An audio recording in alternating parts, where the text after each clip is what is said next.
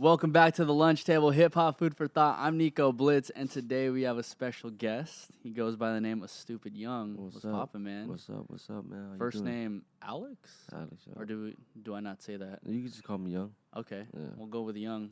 So Young, man. My barber actually put me on with you. Oh, that's what's up. Yeah, Shout out your because barber. yeah, I mean he'll be cutting me up like I don't know once every 2 weeks, whatever. And he was like, yeah, shout out my barber, but Barber. he was like he put me on with SOB. He put me on with Shoreline Mafia, and then he was like, bro, you need to check out Stupid Young. Oh, that's dark. He don't like it. That coffee's too dark. Oh, give him the address, the cameraman. Oh, you said what? That coffee was too dark. I don't drink coffee at all. At all. The only time I drink, the closest thing I drink to coffee is probably Starbucks latte or whatever. Damn, man. For That's the bad coffee, though. yeah. I drink that. That's all I drink. Yeah, man. I never been a coffee person. So then, how do you do to just like wake yourself up? I just wake up. I just do it. Young just got up from a nap though. Yeah. But it's all good. I just woke up. Young. So I guess just most recently, I've been interviewing a lot of like Asian cats, Asian artists, just Right. Asian everything, man. And because I feel like right now more than ever is a good time for Asians to really pop off in the entertainment industry. Right. And I find you very interesting because I think amongst Asians, you're the only one who's really like gangster or like gangster affiliated. You know what I mean? Street. Street affiliated. Like I was talking to people. Like I was talking to this one guy, and he was telling me like, yeah, it's kind of crazy knowing whenever Asians rap about like some gangster shit because Asians are more than likely conservative. But you obviously came from a different background. Right. I came from a poverty background, Cambodian, Southeast Asian, a lower class income, ethnicity, race, whatever. Yeah. Yep. And we just had a lot of gang violence in our area and shit like that. So what was it like for you growing up? It was cool. It was, regular childhood. I wouldn't say it was too bad, but it was bad. Like, it was alright. I stayed with my grandma. I was raised by my grandma till I was like 13. Uh-huh. And then I moved in with my mom, then ran away from my mom, went to my dad, so back and forth between my mom and my dad. And then, going to school and shit, getting suspended, going to juvenile hall, all the other shit. And your parents were separated by the time you were like what? They were separated when I was like 6 or something like that. That's crazy. Yeah. So you had to deal with like divorced parents. Yeah, whatnot. I had a lot of stepdads. And Yeah. And my dad had a lot of girlfriends. I guess, because obviously that's already a different situation in itself. Growing Yeah. up in kind of like a disbanded family. Did you ever wish that your parents would work something out, or you were just like okay with? No. I think I was just used to it. When I got older, I was just like, I don't know. I was just used to it. I think if I seen them together, it would be weird. I was like, Yeah. What the hell? So, But you're a lot closer to your dad. Nah, I live with my mom longer. It's just I like my dad more. He, I don't know, the way he treat me. He let me do whatever I want. Any kid gonna like whoever's a parent that let them do whatever they want. My dad always let me do whatever I want since I was young. And my mom she tried to be strict but didn't know how. And then that's how I ended up liking my dad more. But I'm cool with my mom too. Yeah. What do you mean by he would let you do whatever you want? Like, what did that really entail? Basically, when I grew up, he was in jail a lot of times. But and he would only send me like cards, you know what I'm saying, for my birthday. But then I would get at least something. I would never get nothing from my mom. That's crazy. And I lived with her, and he was in jail. But then when I did see him, he would like buy me whatever, you know what I'm saying? Yeah. Give me money or buy me whatever. And that's every once in a while when I seen him. And my mom wouldn't give me shit. Damn, dude. So your dad, was your dad born in the United States? No, they was born in Cambodia. Okay. So your dad was the first one to move out here amongst your family? Yeah, you could say that, yeah. I'm the first probably like Asian American out of my family. Like that was born here. Yeah, He yeah. was born over there. So then what do you know the story behind your dad and like why he moved out here by chance? Yeah, the Khmer War, when they killed 2 million of us. Like Pol Pot, he killed the genocide. He killed 2 million of us. Then my grandparents came here, And then my dad and mom met here, I guess, and then that's it. Mm-hmm. So then, how did like the gang start then?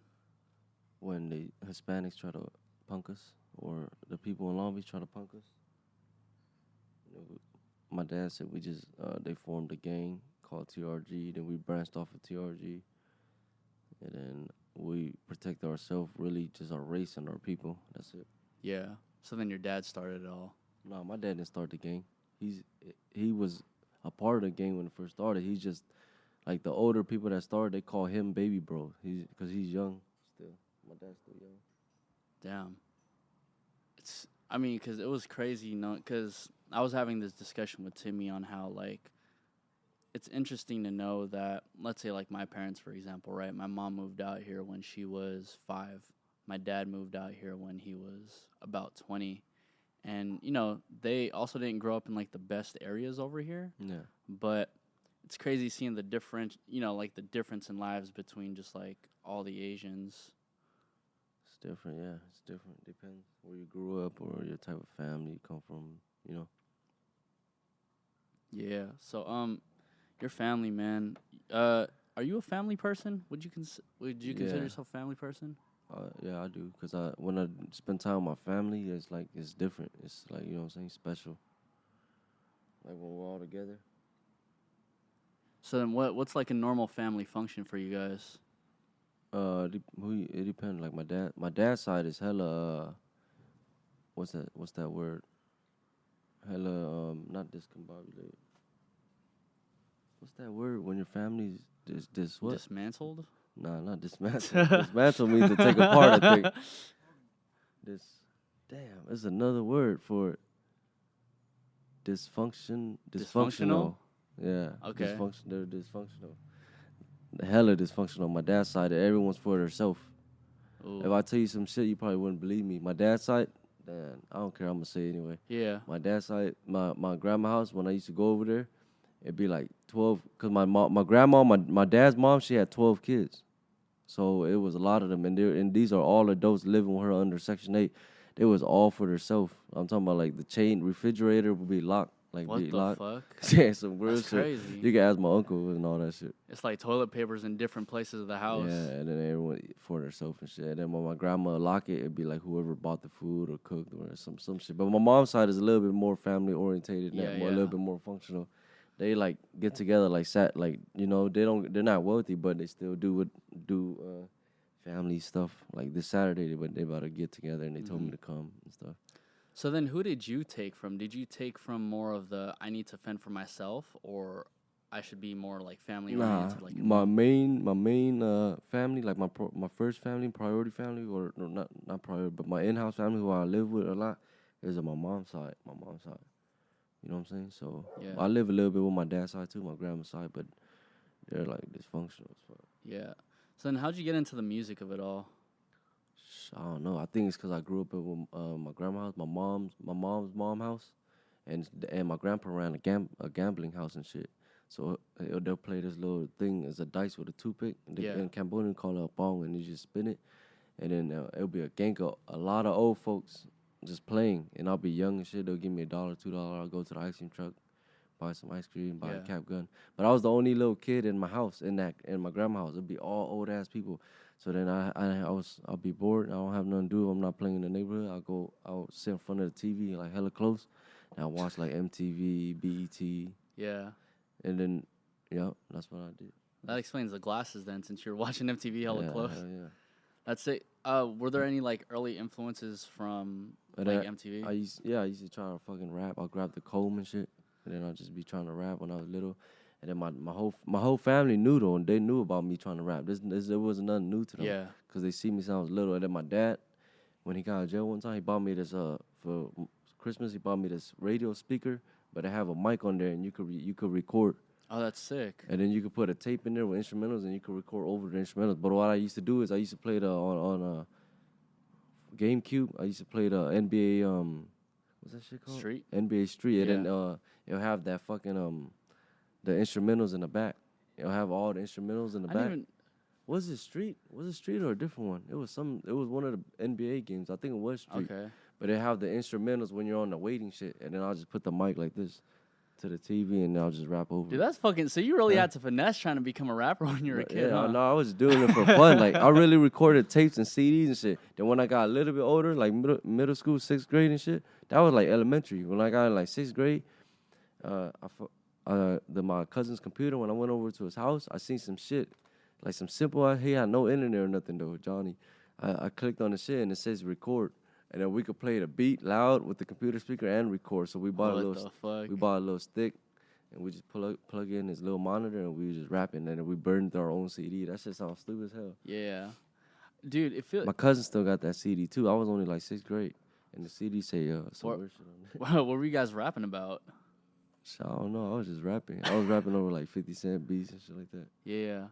Damn. So you really took from 50 Cent when you were a kid. Maybe. Shit, I don't know. 50 Cent was one of my favorites. Yeah, yeah. When I was younger, I used to wear all the G-Unit shit. Really? Yeah, my dad used to buy me the G-Unit shoes and shit. Dude, it seems like you have a really good relationship with your dad. You mentioned your dad, like, hella. Because he know, too. He know that I always wanted to rap when I was little. He bought me that shit. If he didn't buy me that, he wouldn't know. Yeah. You know what I'm saying? I don't know how the fuck I started, really. People ask me when I started, and I just tell them when I started when I was older, usually. Yeah. Like, this is the first time I probably actually told people when I was little. You know, that's some real shit because I think, you know, even nowadays, people are much more spoiled. You come with, like, computers and whatnot. Like, you have everything right then and there. But, like, when we were younger, well, it seemed like, especially in your situation, you really had to finesse that shit. Yeah.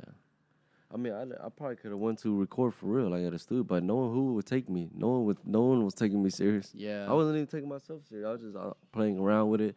But that's probably how I know how to, like, you know what I'm saying, rap so easy without writing and shit, because I've been doing it. But like, probably even back then, too. Back then, I didn't write like that as a kid. I just say whatever come to mind and shit.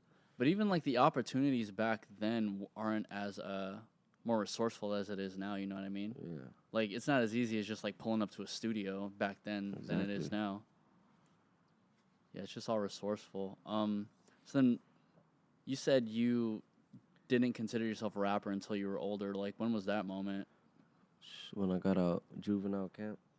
When I made the name Stu Young, and when I did the rap battles, and then when I was younger, and then as I got older, it just got more serious, more and more serious. Yeah, yeah. So you were doing rap battles and whatnot, like where at Juvenile Hall or just like? No, I was doing rap battles when I got out Juvenile Hall. Gotcha. The homie signed me up. The homie Pack signed. He was there probably for all of them. Well, he didn't sign me up, but the homie Pack did. But he was there probably through all of them. Yeah. And then the homie signed me up, and I was like, nah, I ain't trying to do that shit. What the fuck? And he's like, just do it. And he's like, just do it. Then we went there like 15 deep, or 20, 30 deep, actually more, like a couple cars, and we were all kids packed in a van. And I just did the battle, and then that's like I guess all the battle rappers came with written stuff. Yeah. And then I didn't know that's how you're supposed to do it. I didn't know you're supposed to write, so I rapped, and then I won. And they told me next time just write. And then the second time I tried to write, but it's like I wrote some, and then I said some more shit. So well, because it's not. I mean, essentially, it's not really freestyling anymore if you have the shit written down. You all know? battle rap nowadays, they all write their shit. Yeah, it's too dude. perfect.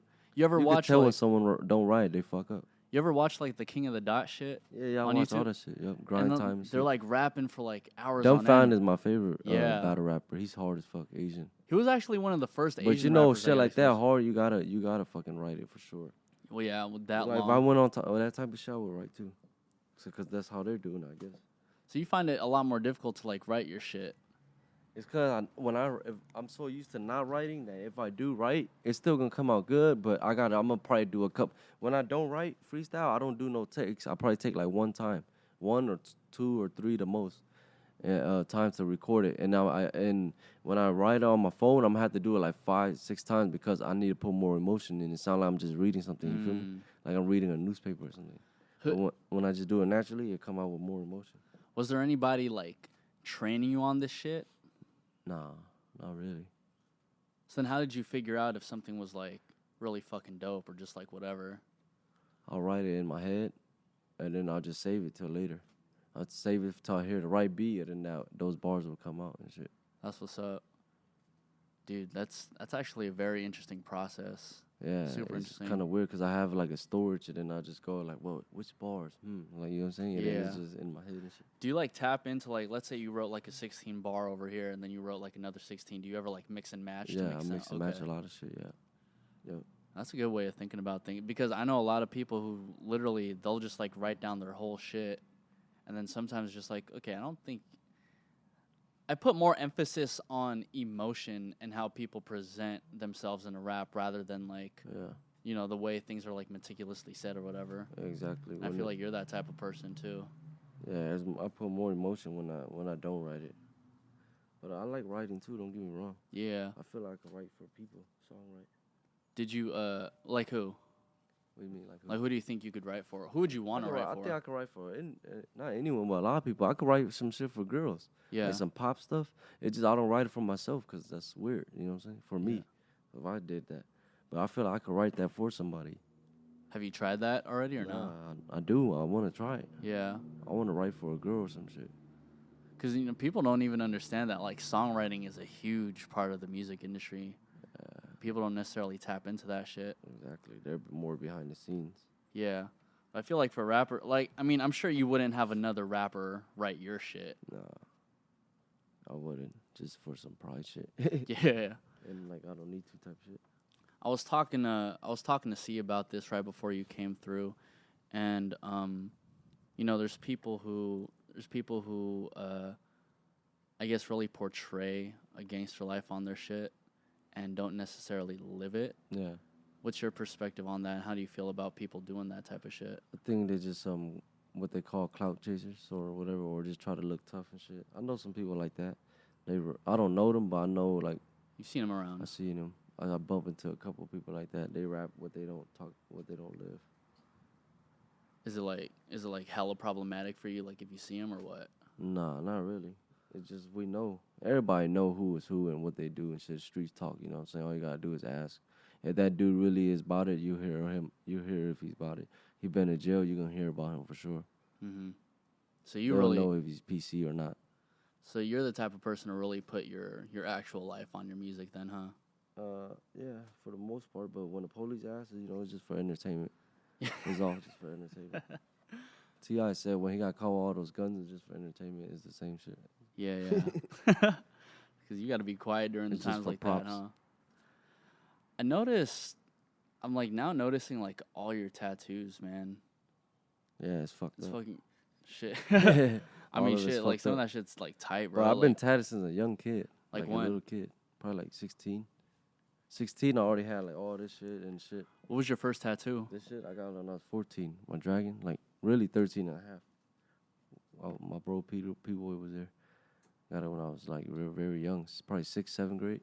Why a dragon though? I don't know. Because I just want to get a tat so bad. And that old man tatted me for a Henny bottle. And then I just said, fuck it.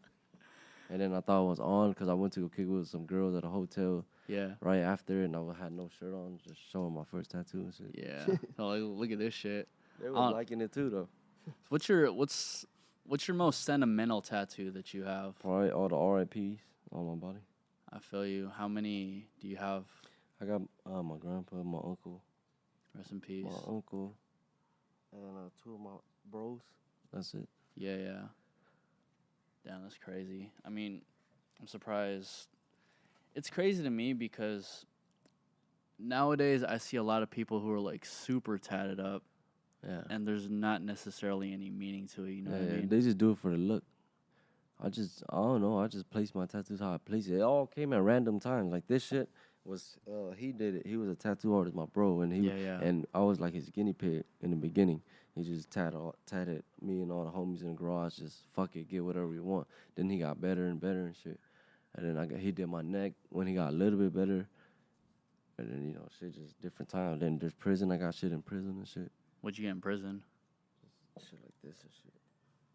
That's sick. So what is that exactly?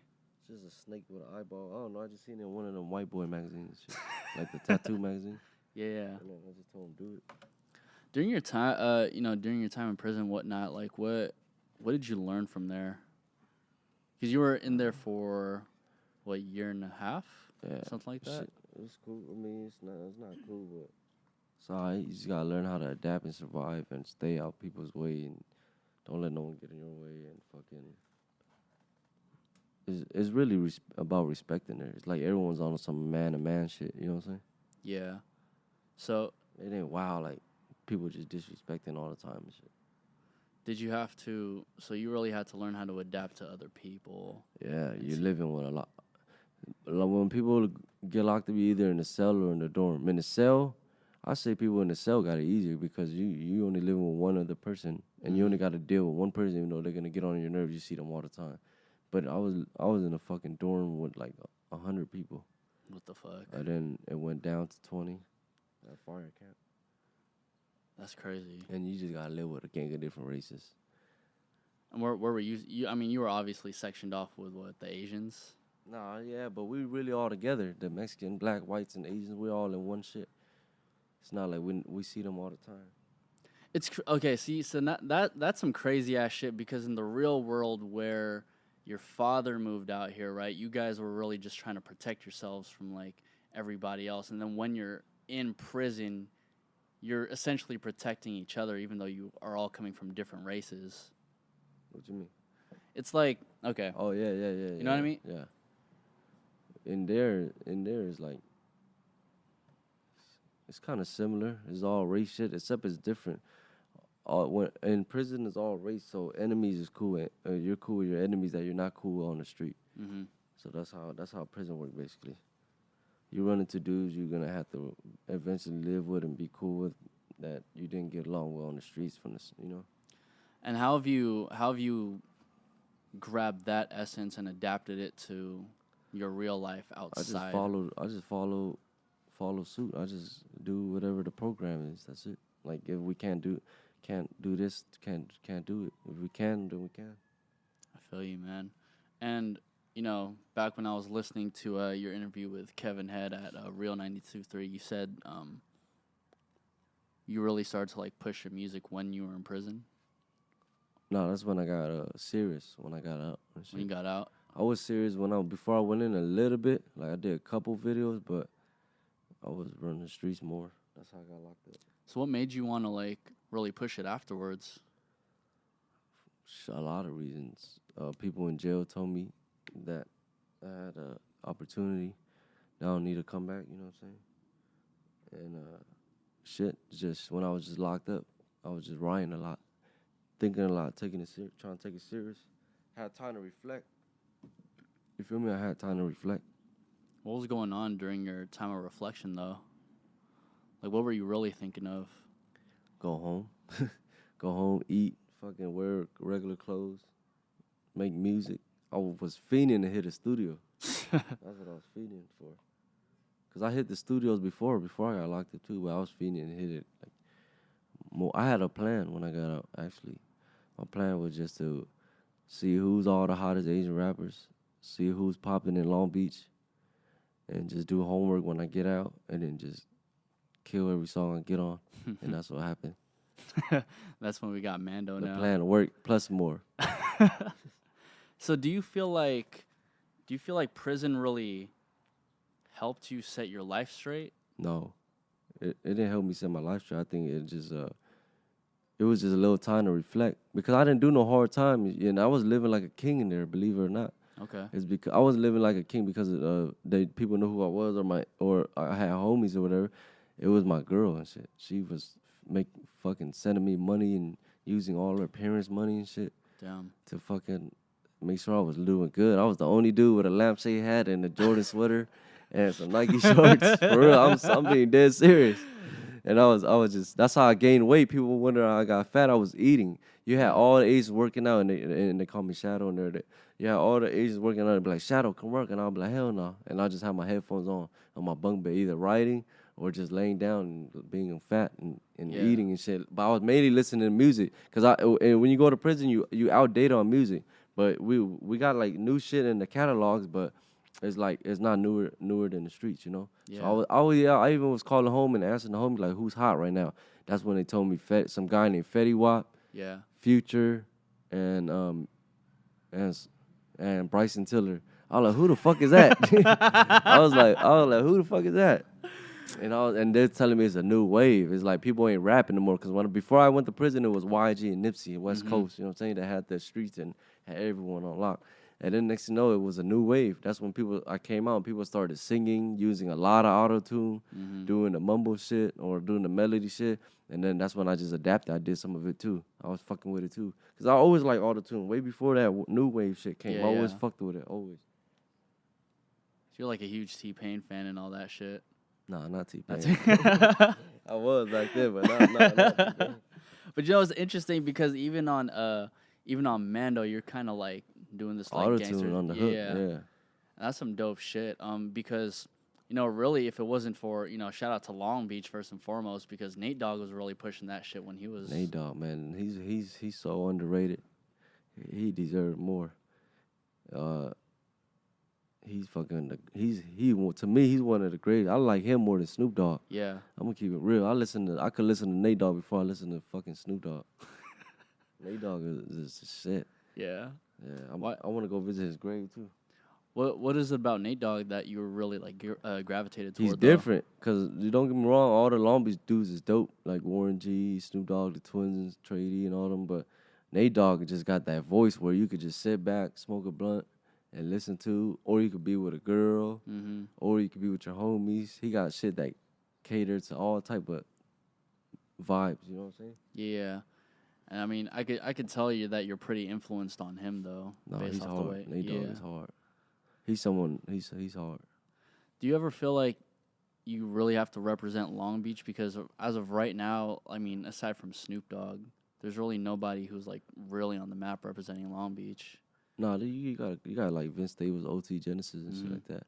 But they don't really, you hear the music, they don't really rep Long Beach like that. But they are from Long Beach though, and they dope as fuck. But I try to push more. I rep Long Beach East Side, of course, all the time. I say almost all my songs, but I'm gonna start, repping Cambodia Town more, cause that is Long Beach. Yeah, but it's so new. That's why nobody really calls it Cambodia Town. They just still call it Anaheim Street or Long Beach. But why is it important to represent Cambodia Town though, from your perspective? Cause shit, that's Cambodia Town. That's where I was born and raised. That's where my homies are from. Where my family is from. They barely gave us. They put the Cambodia Town signs up in Long Beach, but they barely put that probably 8 years now going. Yeah. Oh shit. And then it's been around forever. Yeah. And then but every other town been there for a minute. You know what I'm saying? Yeah. They just finally made Cambodia Town officially. And then I don't know. That's where I'm from and shit. Well, do you feel like, I mean, Cambodians, Asians, and especially Cambodians are very underrepresented in the hip-hop world or even in, like, the music world? Do you feel like you have to represent for just Cambodians in general? Nah, I do. I think for Asian period, I look at it as a whole. But, of course, Cambodian, too, because that's what I am. That's what's up. Because I think you were talking about how even the 88Rising people were reaching out to you, and it's even, like, it's a good opportunity for Asians to really like get pushed out in the culture right now. Yeah, we too. There's not enough of us. We're too outnumbered. It's too small. So why would Asians not help each other? That'd be stupid. We're already small as it is. You feel me? Yeah, Asians are like the minority in hip hop. In everything. Well, not in everything, but in a lot of things. In a lot of stuff. You watch Crazy Rich Asians yet? That's what I was gonna say right now. Nah, but I should go see it. Yeah. What were you gonna say? No, that's what I was gonna say about that. Yeah, for sure. You know what movie talks about Long Beach that people want to know? Go watch Freedom Riders. That's a really good movie. Yeah. That was like you got the Hispanics and the Asians not getting along. Then you got the Black Crips. And then you got that's a true story. That was based off a real teacher that went to Wilson High. But it showed a little light. Is that where you went? No, I didn't go to Wilson. That's where my dad and mom went. I went to Poly, more on the east side. That's where like Snoop Dogg and stuff went. I feel you. So, I mean, with all the Asians getting pushed out into the culture right now, what do you have coming up for yourself? I'm working on a couple projects, but I don't know what I'm gonna drop first, either 2 mixtapes or the project. But I got a project called True Story, distributed by Empire. That's what I'm gonna work on. What's your goal out of all of this? Just to be successful. That's it. If I'm gonna use all this time and everyone else is putting in work and time, and everyone around me is helping and putting in work and time just to be successful, take care of our families. Define success, though. Is it really just like help me and my family, help everyone around me and their families? That's it. Gotcha, man. So it's about 30 minutes long. Stupid young man. It was a pleasure having you, dude. Thank you. You know, it's crazy. Fun fact, all you got to do is send out an email and hopefully somebody bites for a response. Let me tell them 5 fun facts about me. Yeah. I read weird-ass books, like psychology books, like 48 Laws of Power, Mob Ties, and The Art of War and shit like that. And then number 2, I watch my favorite. I don't watch movies or TV shows, but I watch my shows when I do watch is Pawn Stars and Shark Tank. For real. I'll be watching. You can look through my phone on my YouTube. That's what I watch. 3, my favorite color. One of my favorite colors is actually red. I always get a lot of shit on my Instagram like, why you always wearing red? Why you always wearing red? I like red. I don't know what stands out. But they say I shouldn't wear red because I'm a Crip. Mm-hmm. 4, one of my favorite foods is seafood. I eat every type of seafood. And 5, I drive a green Charger. He won't give the license plate, though. Nah. 5 fun facts with a stupid young man. You know what? I'm going to make that the Instagram clip so everybody can click on that shit. This is the lunch table. I'm Nico Blitz, Stupid Young. Thank you again for having us, man.